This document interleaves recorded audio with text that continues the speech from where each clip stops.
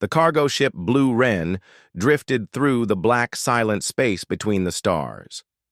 Inside its cockpit, Captain Elias Grant sipped cold coffee and tapped his finger against the console. The ship's sensors scanned for salvage, broken satellites, drifting wrecks, or abandoned cargo. This far from the core worlds, it was rare to meet another soul. Elias liked it that way. No wars, no politics, no drama. Just the empty void and the sound of the ship's hum. The scanner chirped. "A contact." Elias frowned. The blip wasn't a drifting object, it was moving. Fast. The screen adjusted and displayed the outline of a vessel. No, not a vessel. A giant. It wasn't like any ship Elias had seen in his 10 years of scavenging. Most ships were small, practical, built to carry goods or soldiers. This one was huge, shaped like a silver crescent, its edges glowing faintly blue. The scanner struggled to measure its size, but Elias guessed it was several kilometers long. His comms lit up. Unidentified human vessel. This is the Imperial flagship of the Thaliari Dominion. Cut engines and prepare for docking. Elias almost laughed. Imperial flagship, he muttered to himself. The Thaliari were one of those big alien powers far out in the spiral arm. He'd never met one, never wanted to. They didn't usually bother with humans who lived in the fringe systems. Still, the voice on the comms didn't sound like it was making a request. Blue Wren to Thaliari flagship, Elias replied, keeping his tone steady. I'm just a civilian, salvage pilot. If I've drifted into restricted space, I'll turn around. The reply was immediate. Negative, Captain Elias Grant. You will dock immediately. You are expected. That made him pause. Expected? By aliens he'd never met? A second later, a tractor beam locked onto his ship. The Blue Wren shuddered as the massive crescent-shaped flagship pulled it toward a glowing hangar bay. Elias could have fought the beam, but his engines would burn out in seconds. He leaned back in his chair and sighed. Well, he said to himself, so much for a quiet day.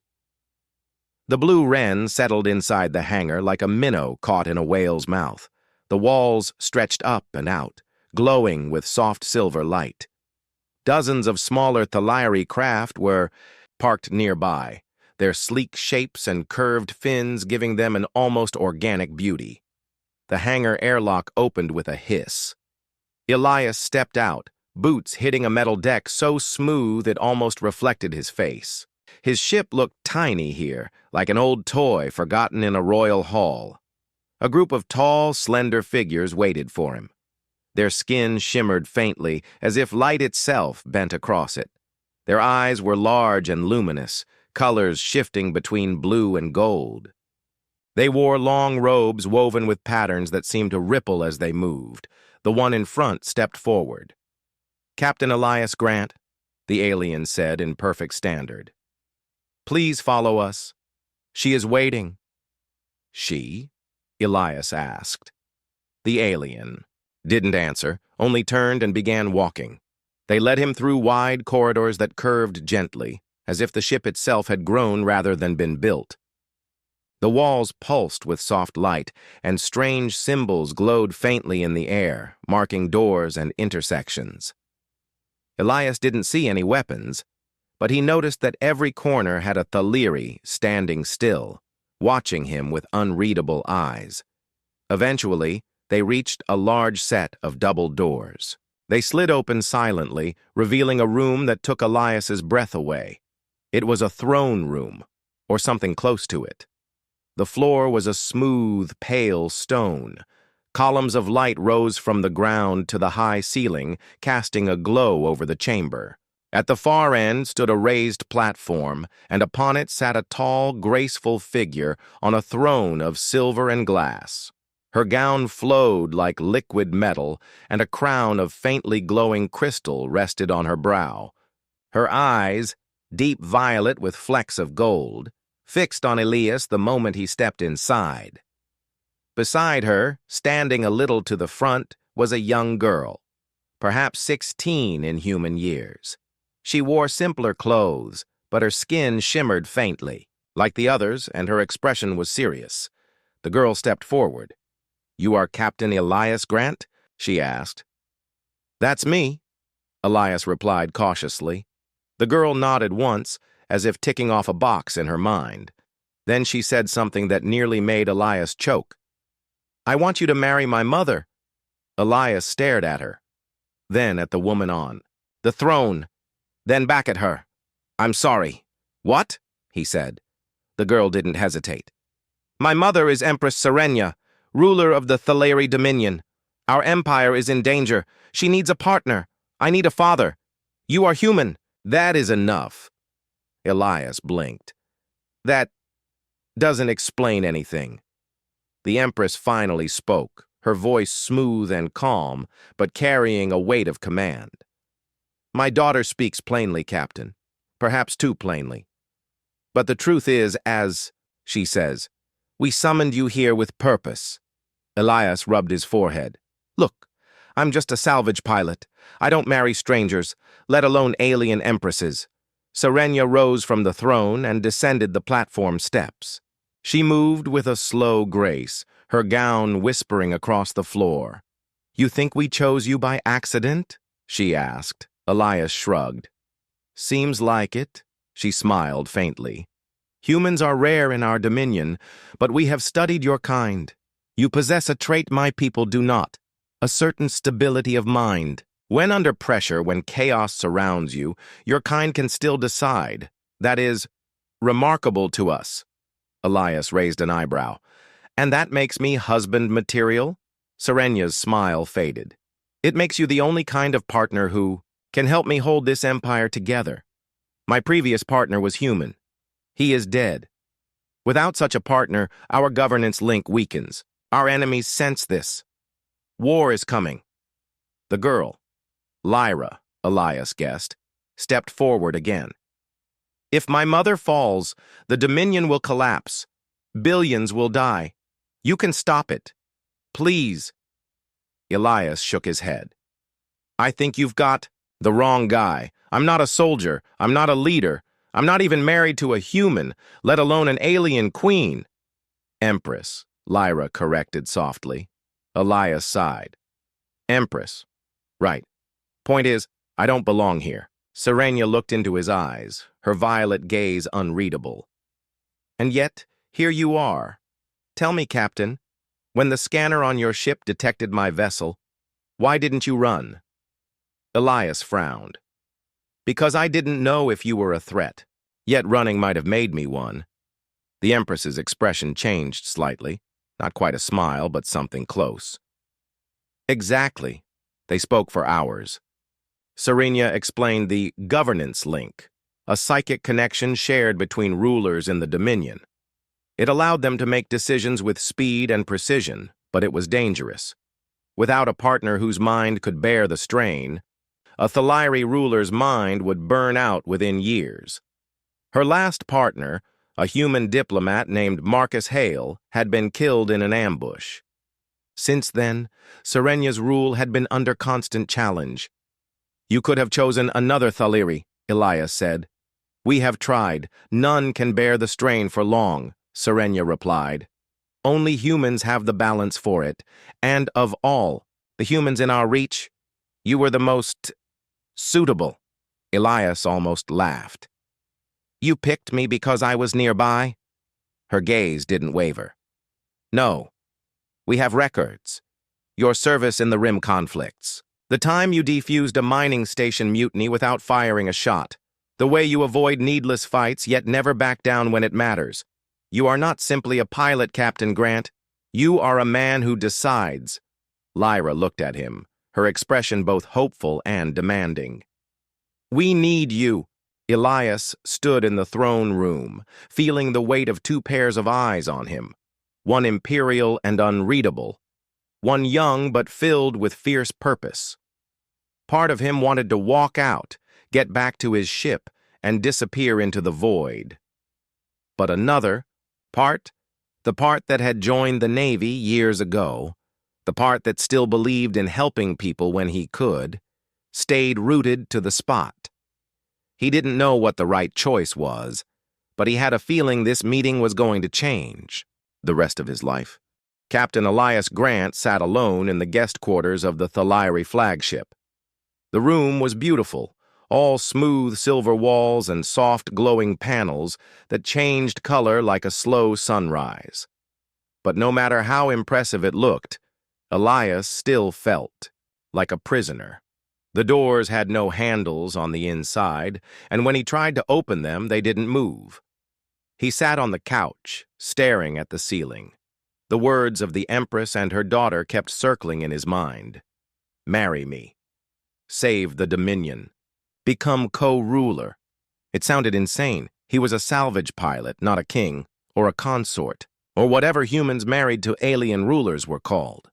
The door slid open without warning. A tall Thaliri stepped inside. His robe was plain, his expression calm. Captain Grant, he said in perfect standard, Her Majesty requests your presence in the Council Nexus. Elias frowned. Council Nexus? Sounds important.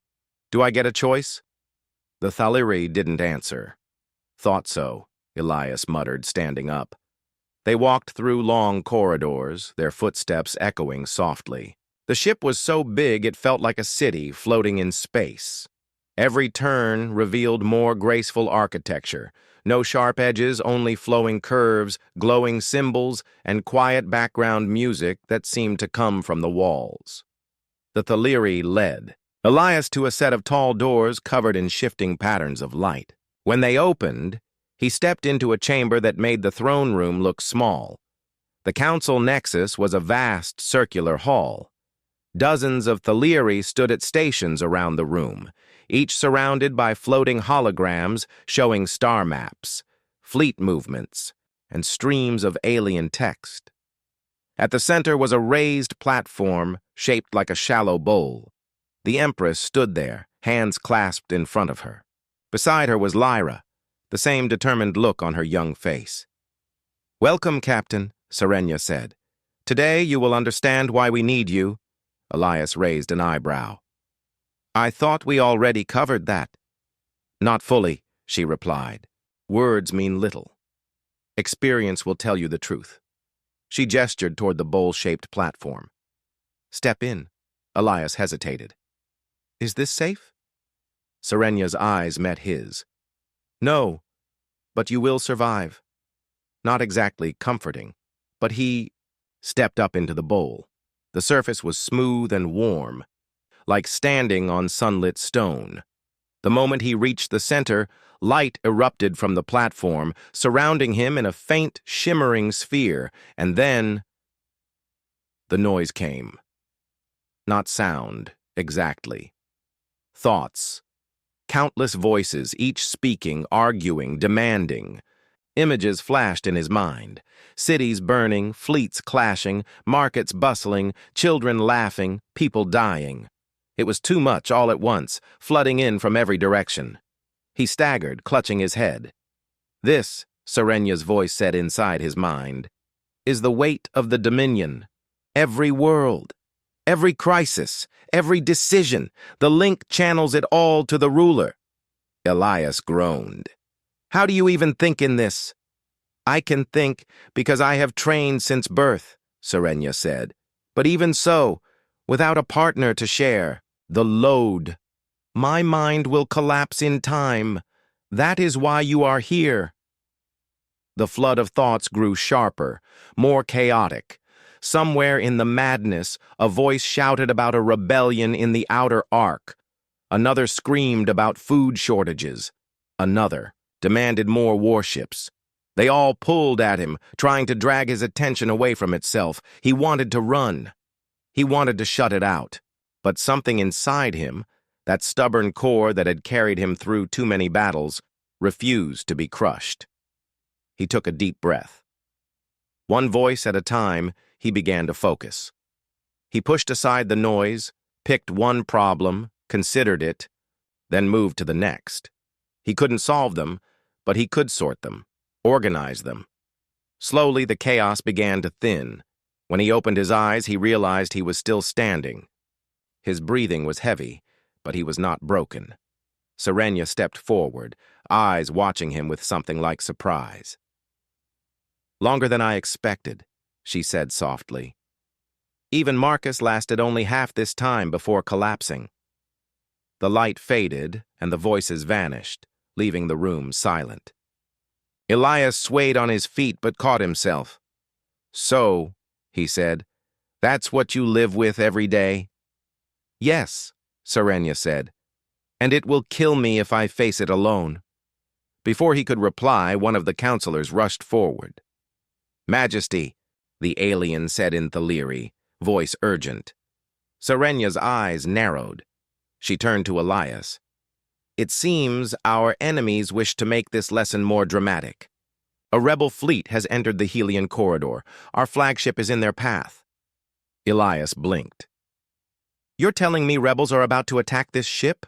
Right now?" "Yes," Serenia said calmly. "And since you are here, you will help me decide how to respond." The floor shifted, and the central platform transformed into a massive holographic map. Red triangles marked enemy ships moving toward a cluster of blue icons, Thaleri defense fleets. The flagship was a bright gold circle at the center. Serenia turned to him. "The rebels have faster ships but fewer heavy weapons. We could stand and fight, or withdraw and lure them into a trap." Elias studied the map. The rebels' formation was tight, too tight for a large fleet to outmaneuver easily. But there was a nearby asteroid belt. "Withdraw," Elias said. "Make them think. You're scared. Pull them toward those asteroids, then hit them from both sides with smaller ships that can weave through the rocks." One of the counselors looked shocked. "Majesty, that is reckless. Our pride. Our survival matters more than pride." Elias cut in. Serenia held his gaze for a moment, then turned to her officers. "You heard him. Withdraw to the belt. Prepare for crossfire ambush." The room moved with sudden urgency. Orders flew across the chamber, and Elias could feel the ship's engines shift beneath his feet. Minutes later, the main display showed the plan unfolding. The rebel fleet charged after them, eager for a kill. The Thaleri flagship slipped into the asteroid belt, weaving through giant spinning rocks. Small Thaleri attack craft, hidden in the shadows of the asteroids, lit up their engines and swooped in from behind. The rebels were caught between two fires, their tight formation breaking apart in confusion. Elias watched as red triangles vanished one by one. Within 20 minutes, the enemy was retreating, their attack shattered. The counselors murmured in surprise. Serenia turned to Elias. "It seems your reckless plan worked," he shrugged. "Sometimes being unpredictable is the best weapon." Lyra smiled faintly. "I told you he could do it." When the battle was over, Serenia dismissed the council. Only she, Lyra, and Elias remained in the Nexus. "You see now," Serenia said, "what a human partner could bring. The rebels underestimated you because you think differently. They will not make that mistake twice, but by then, it will be too late for them." Elias crossed his arms. "And if I say no?" Her gaze didn't waver. "Then I will continue to rule alone until my mind fails. When that happens, the Dominion will collapse, billions will die, and the rebels will carve the galaxy apart. You will return to your small ship, knowing you could have prevented it." It wasn't a threat, not exactly. Just the truth, laid out. Plainly. Lyra stepped closer. "I'm not asking you to replace my father," she said quietly. "I'm asking you to help my mother save our people. And maybe give me a family again." Elias looked at her. She was young, but her eyes held the weight of someone who had seen too much loss. He looked at Serenia. She was proud, strong, and more than a little terrifying. But he could see the strain in her, the way her shoulders carried invisible weight. And he remembered the feeling in the Nexus, the endless flood of voices. No one could face that alone for long. The next 2 days aboard the Thaleri flagship passed like a blur for Captain Elias Grant. He was given new quarters, bigger, brighter, with a window that looked out over the endless stretch of stars. The Empress called him to council meetings, where he listened more than he spoke. He explored the ship's halls, which were full of strange machines and soft, glowing walls. But no matter where he went, Elias felt a constant pressure in the air, the tension before a storm. On the third morning, that storm broke. The alarm came as Elias was finishing a late breakfast. A high-pitched tone rang through the ship, followed by a deep voice over the comms. "All hands, battle stations! Enemy fleet detected at range! This is not a drill!" Elias was already on his feet when the door to his quarters slid open. A guard stood there, tall and calm. "Captain Grant," the guard said, "Her Majesty requests you in the Nexus. Now." The corridors were busier than he had ever seen them. Thaleri soldiers moved in coordinated lines, their armor slim and gleaming, weapons slung across their backs. Engineers darted into maintenance hatches. The air smelled faintly of ozone. When Elias entered the Council Nexus, the giant holographic map was already alive with motion. Red enemy markers swarmed toward the Dominion's borders like a tide. Serenia stood in the center, calm but sharp-eyed. Lyra was beside her, watching the display with clenched fists. "Report," Serenia ordered. One of the counselors spoke. 37 rebel ships, 4 carriers, 10 cruisers, 23 fighters. They have entered the Pelion system and will be within weapons range in 30 minutes. Elias studied the map. "Why Pelion?" "Because," Serenia said, "Pelion is where our fastest communication relay sits. If they take it, the Dominion's fleets will be blind for weeks." The council began arguing over strategies, holding position, sending for reinforcements, retreating to protect the capital. Elias could feel the weight of panic behind their words. Finally, Serenia raised a hand for silence. Her eyes found Elias. "Captain Grant, you have seen the Nexus, felt the pressure. Now you will take the next step." Elias frowned. "Which is?" She stepped toward him. "The governance link. Temporary. Enough for you to help me command this battle." Elias remembered the chaos of the Nexus, the flood of thoughts, and that had been without an actual psychic connection.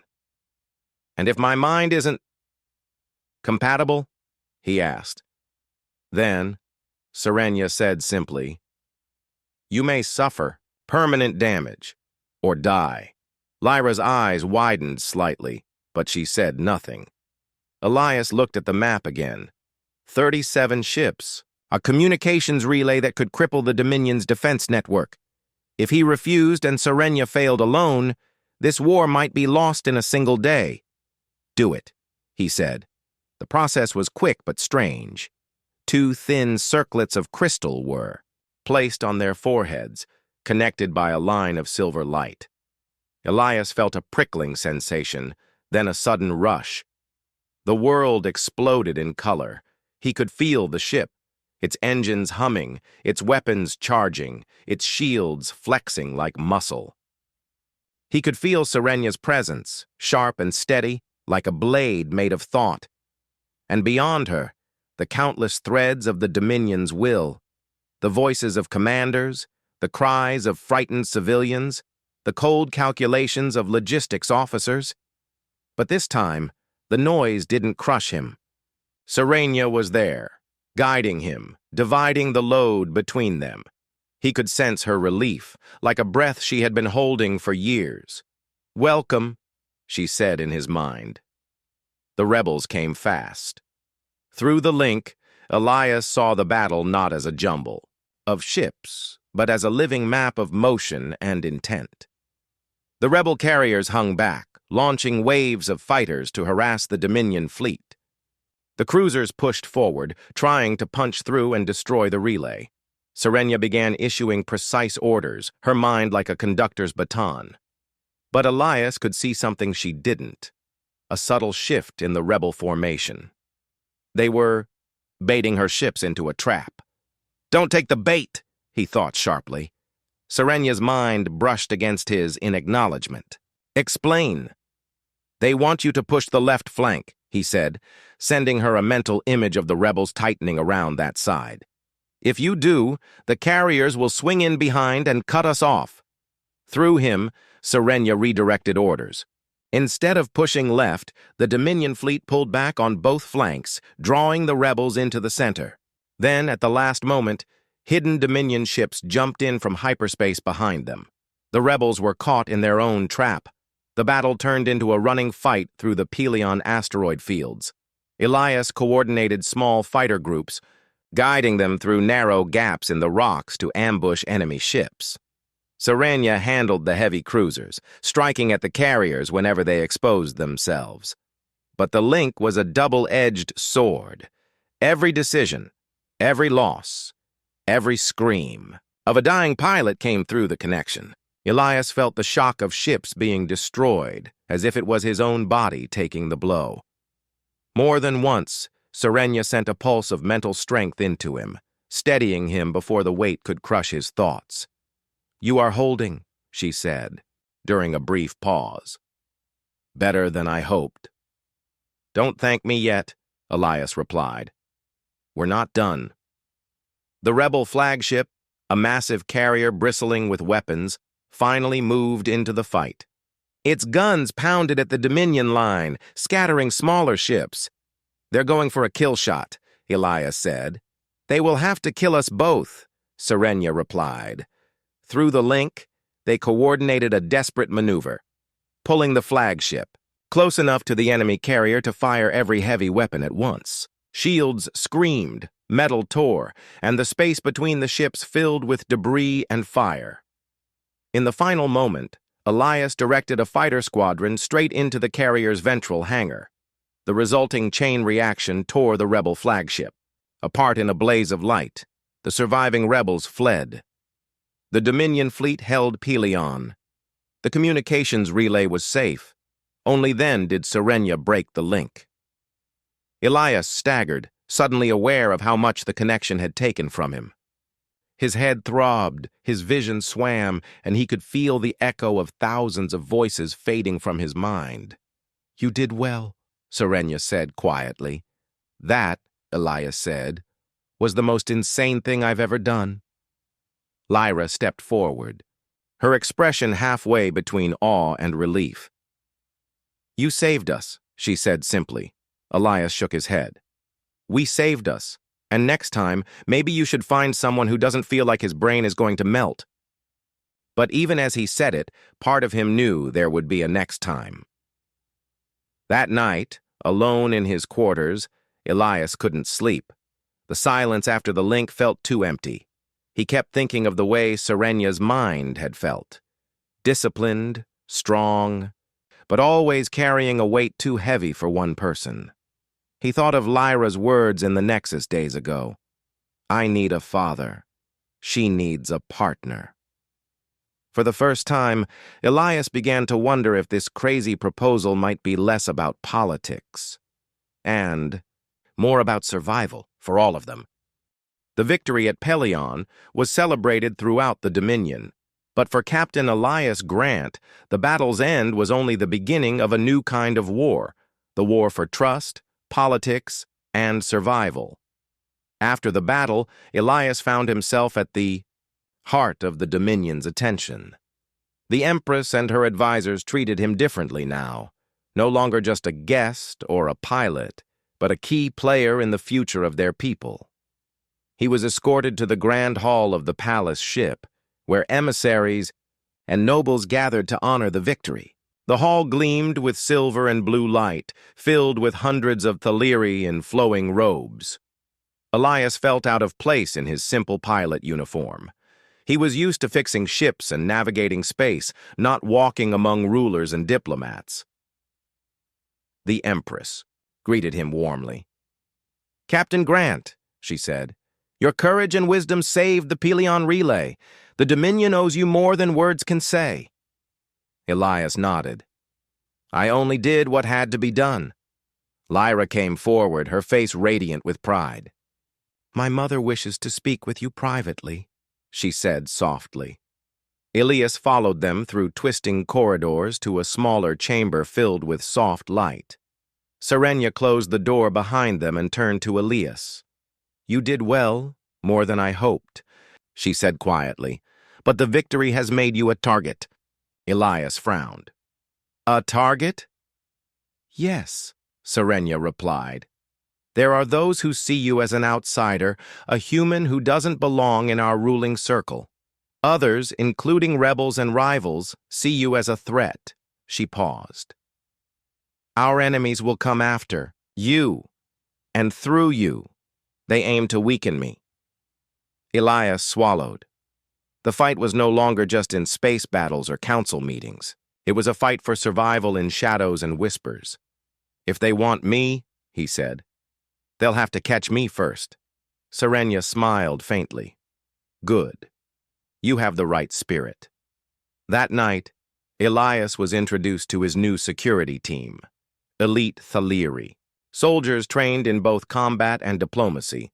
Among them was Jackson, a tall, quiet warrior with sharp eyes and a calm voice.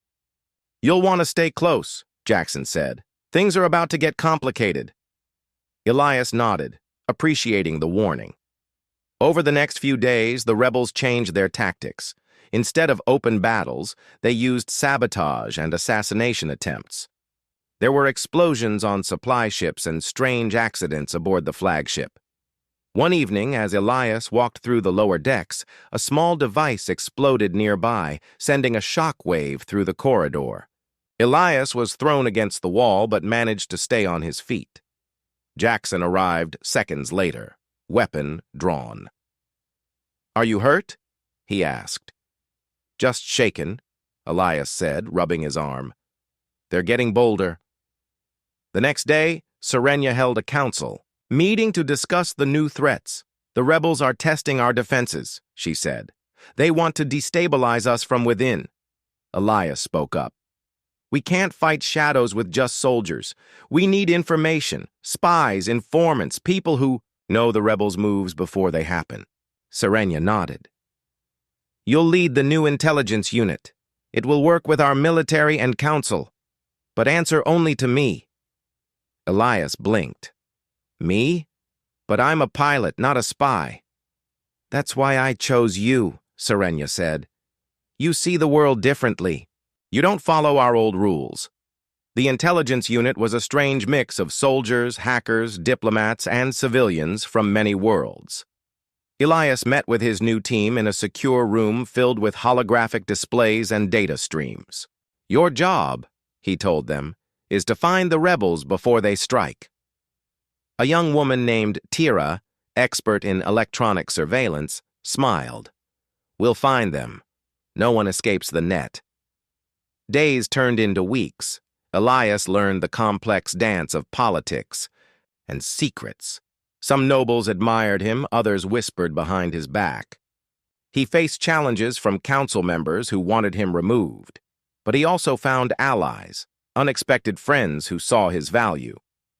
Lyra stayed by his side, learning about leadership and strategy. Together, they planned ways to strengthen the Dominion's defenses. One evening, Elias received a secret message. "The rebels plan a strike on the capital ship," it said. "They want to capture or kill you." Elias knew he had to act fast. He called a meeting with Serenia and his team. "We have to protect the ship and root out the traitors," Elias said. "And I need to face this head-on." Serenia nodded. "You will not face it alone." In the days that followed, Elias and the intelligence unit worked tirelessly. They uncovered hidden rebel agents and stopped several attacks before they could happen, but the pressure weighed heavily. Elias missed the simple life of flying through space, fixing engines, and feeling the stars around him. One night, he confided in Lyra. "I didn't sign up for this," he said. "I'm not a ruler or a spy. I'm just a man trying to do what's right." Lyra smiled softly. You're more than that now. You're family. Then came the biggest challenge. A rebel assassin slipped aboard. The flagship disguised as a servant. Their target, Elias. During a public event, Elias felt a sudden sharp pain in his side. He looked down to see blood spreading on his uniform. Chaos erupted. Security rushed in and captured the assassin. Elias was rushed to the medbay, where doctors worked quickly. As he recovered, Elias realized something important. The fight was no longer just about war or politics. It was about trust, loyalty, and the family he was slowly becoming part of. Serenia visited him in the medbay. You survived, she said, her voice full of relief. Elias smiled weakly. Not just survived. I'm ready for what comes next. She reached out and took his hand.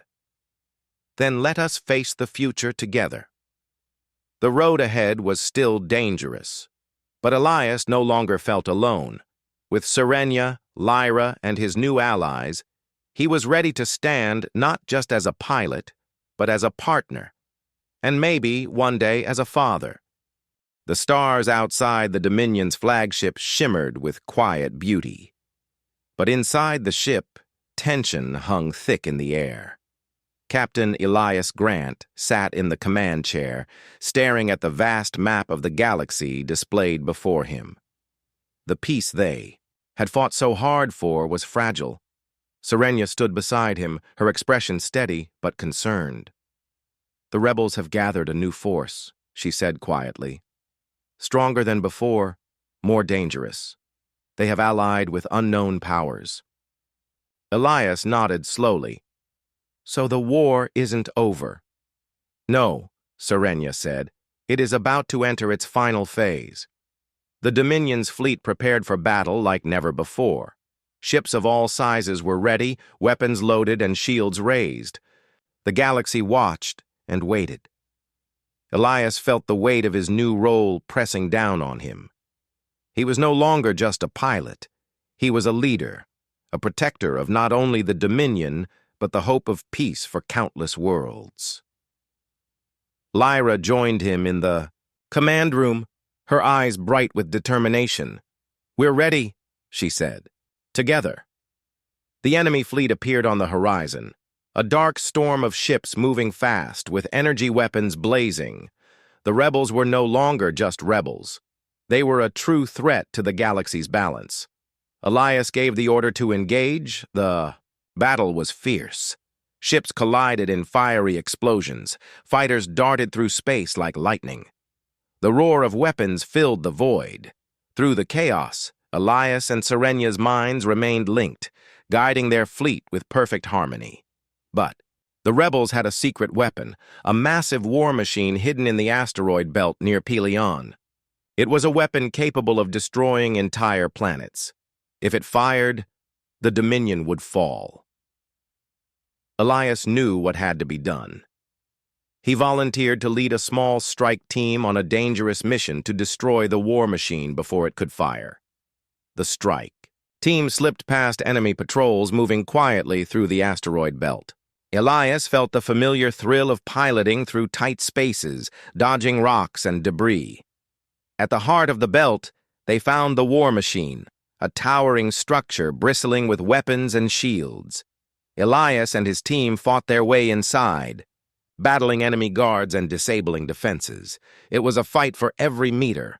Finally, Elias reached the control core. He set explosives and prepared to escape. As the countdown began, the war machine roared to life, firing its massive weapon into space. The explosion shook the asteroid belt, but Elias and his team blasted free just in time. The war machine was destroyed. Back on the flagship, the Dominion fleet pressed the attack, driving the rebels back. The battle ended with the rebels surrendering, their forces scattered. Peace returned to the galaxy. But it was a peace built on sacrifice, trust, and hope. In the days that followed, Elias stood beside Serenia as she addressed the Dominion. We faced darkness and danger together, she said, and through unity, We found strength. Elias looked at Lyra, then at Serenia. He knew the journey had only just begun. Later, in a quiet moment, Serenia spoke to Elias. "You came as a stranger," she said softly, "but now you are family." Elias smiled. "I came to help and found a home." Lyra joined them, wrapping an arm around Elias. "Will you stay?" she asked. Elias looked at the stars outside the window. Where else would I be? The galaxy was vast and full of challenges, but Elias knew one thing for sure. With family and friends by his side, he could face anything. Together, they would lead the Dominion into a future of hope, peace, and new beginnings.